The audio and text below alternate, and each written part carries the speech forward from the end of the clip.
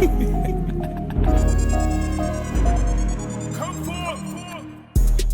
mentioned COVID, which is interesting because you were announced as Group CEO August 2020, which is right in the middle of a global pandemic. Now you have the 3 C's, COVID or post-COVID, conflict and climate, complicating how the world works.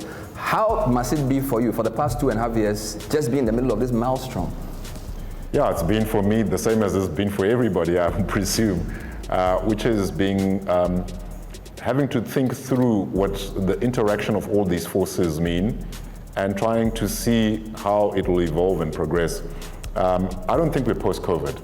I know we hear a lot of narrative that we're post-COVID. I mean, the virus has the capacity to mutate. It just has moved from Delta to Omicron or Omicron variants, which are more benign, but you can't predict the path of viruses.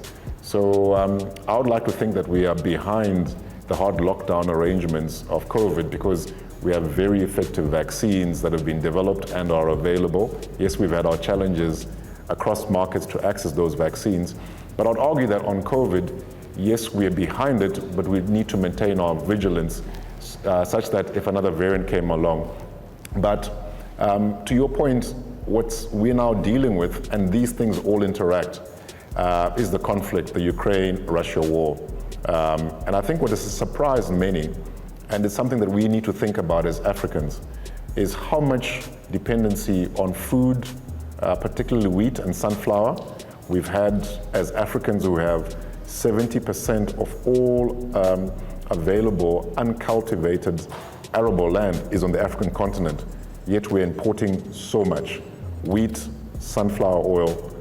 A country like Sudan, where we operate in, 80% of wheat comes from those 2 countries. So conflict has driven a lot of shocks into what was already a rising inflation environment. Food and energy prices in particular were most impacted. And I think what we're now seeing as a consequence of that is that we are facing potentially a global recession.